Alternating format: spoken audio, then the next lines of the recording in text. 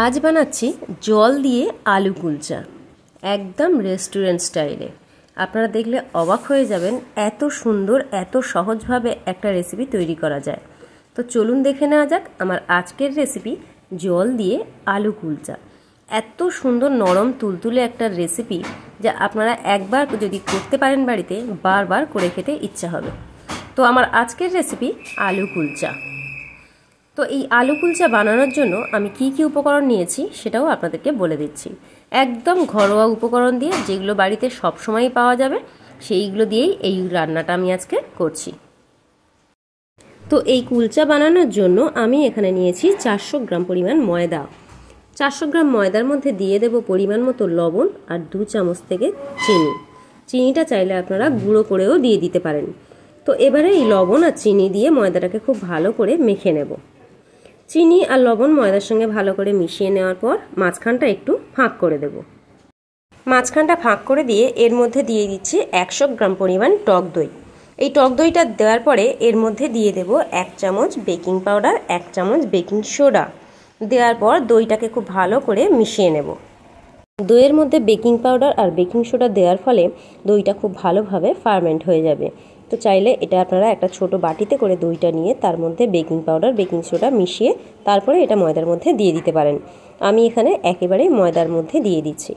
তো দেখুন কিছুক্ষণ পর দইটা আমি এইভাবে বেকিং পাউডার বেকিং সোডা দিয়ে মিশিয়ে নিয়েছি আর এইভাবে 2 থেকে 3 মিনিট রেখে দেব।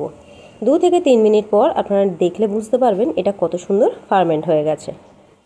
চাইলে এটা আপনারা ইস্ট দিয়েও করতে পারেন, তবে ইস্ট দিয়ে করলে কি হবে অনেকক্ষণ একটু রেখে দিতে হবে, নাহলে ময়দাটা খুব ভালোভাবে মাখা হবে না। তো আমি এইভাবে 2 থেকে 3 মিনিট রেখে দিচ্ছি। তো তারপরে রিয়াকশানটা আপনারা নিজেরাই দেখতে পাবেন। তো এবারে আমি দইয়ের সঙ্গে ময়দাটা ভালো করে মিশিয়ে নিচ্ছি। দই আর ময়দা ভালোভাবে মিশানো হয়ে গেলে দিয়ে দেব 2 থেকে 3 চামচ সাদা তেল। তবে সাদা তেলটা খুব বেশি দেওয়ার দরকার নেই। সাদা তেল খুব বেশি দিলে কিন্তু জিনিসটা খাস্তা হয়ে যাবে, আর যদি এটা তেল কম দেওয়া হয় তাহলে নরম ভাবটা থাকবে। তেলটা ভালো করে ময়দার সঙ্গে মিশিয়ে নেওয়ার পর অল্প অল্প করে জল ছড়া দিয়ে ময়দাটাকে মেখে নেব। ময়দার মধ্যে একসঙ্গে অনেকটা বেশি জল দেব না, কারণ তাহলে ময়দাটা খুব নরম হয়ে যাবে। কিন্তু এই ময়দার মাখাটা একটু নরম করেই মাখতে হবে।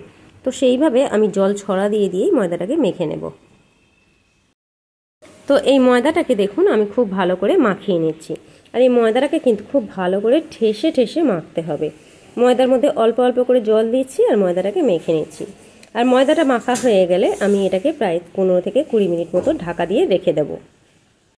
তো দেখতেই পাচ্ছেন ময়দাটাকে আমি কিভাবে মাখছি। এইভাবে ময়দাটা অনেকক্ষণ ধরে ভালো করে মাখতে হবে, তাহলে ময়দার মধ্যে নরম ভাবটা চলে আসবে। আর মাখতে মাখতে যখন দেখবেন পুরো বাটির গা থেকে পুরো ময়দাটা উঠে আসছে তখনই বুঝতে পারবেন ময়দাটা মাখা খুব ভালো হয়ে গেছে। আর ময়দা মাখার সময় যদি আপনার হাতে লেগে যায় তখন হাতে অল্প একটু তেল দিয়ে নিতে পারেন, কিংবা একটু ময়দাও ছড়িয়ে নিতে পারেন।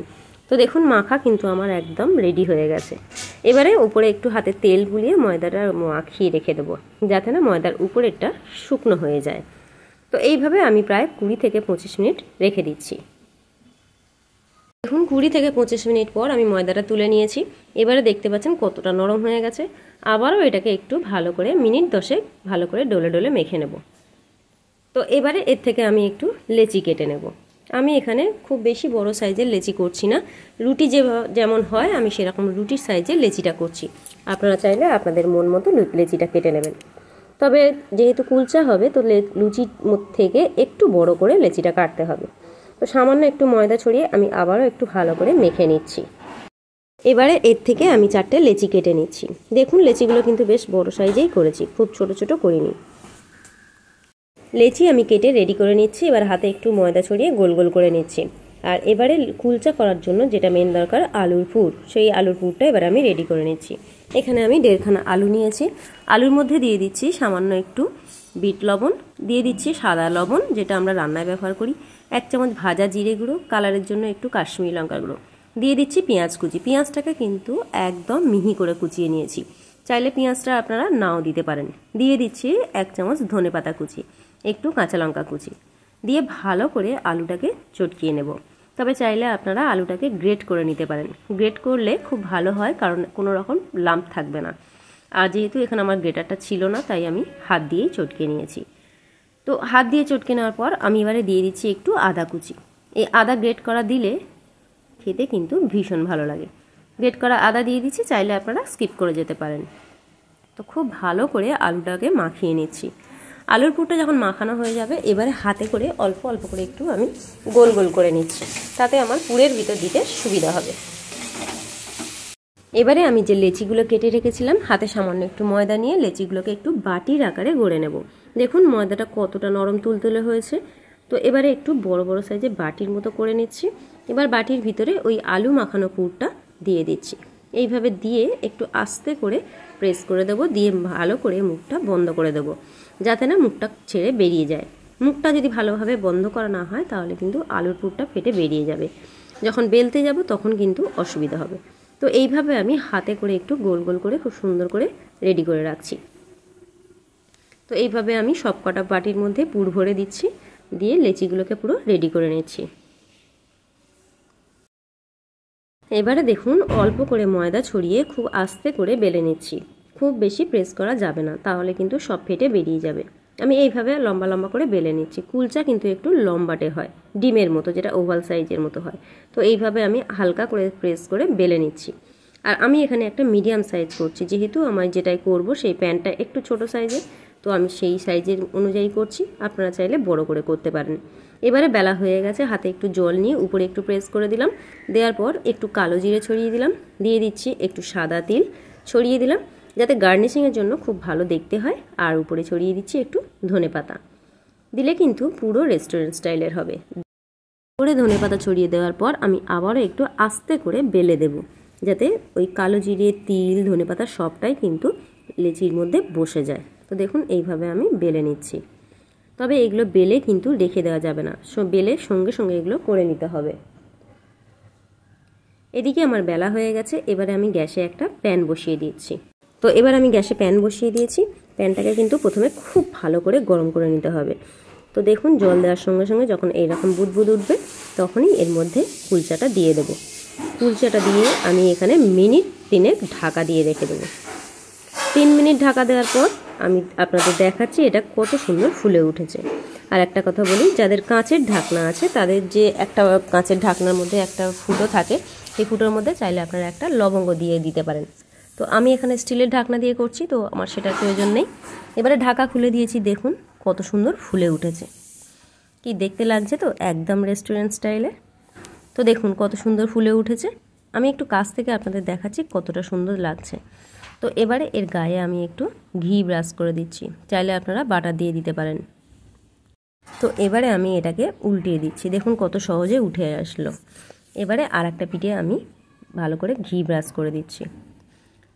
তো যখন এই পিঠটায় ঘি ব্রাশ করে দেবো, তখন ওদিকের পিঠটাও কিন্তু ভালোভাবে ভাজা হয়ে যাবে।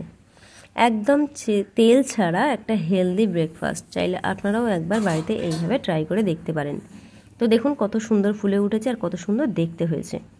তো আমি আরও একটা করে আপনাদের দেখাচ্ছি কত সুন্দর, খুব সহজভাবে আর একটা উঠে আসবে।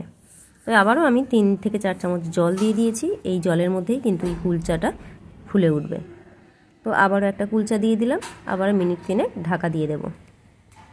তো দেখুন ঢাকা খুলে দিয়েছি, আবারও এইটা কি সুন্দর ফুলে উঠেছে। এবারে উপর থেকে আমি একটু ঘি ব্রাশ করে দিচ্ছি।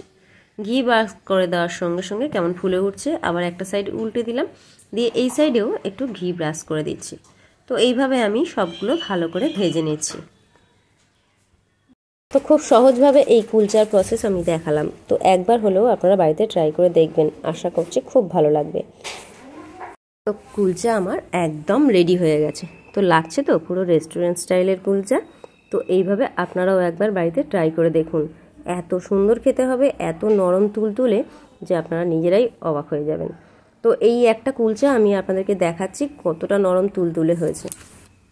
তো আজকের এই রেসিপি যদি আপনাদের ভালো লেগে থাকে তো প্লিজ আমার ভিডিওতে একটু লাইক কমেন্ট শেয়ার করবেন। আর যারা এখনও আমার চ্যানেলটিকে সাবস্ক্রাইব করেনি তাদের কাছে আমার অনুরোধ রইল আমার চ্যানেলটিকে একটু সাবস্ক্রাইব করে দেওয়ার জন্য। আর যারা সাবস্ক্রাইব করে দিয়েছেন তাদেরকে অসংখ্য ধন্যবাদ জানাচ্ছি। তো দেখা হচ্ছে আবারও কোনো নতুন ভিডিও নিয়ে। এখন নিত্য নতুন রেসিপি দেখার জন্য আজই কিন্তু সহেলির রান্নাবান্না চ্যানেলটিকে অবশ্যই সাবস্ক্রাইব করে নেবেন। তো দেখা হচ্ছে আবারও কোনো নতুন ভিডিও নিয়ে। ভালো থাকবেন, সুস্থ থাকবেন।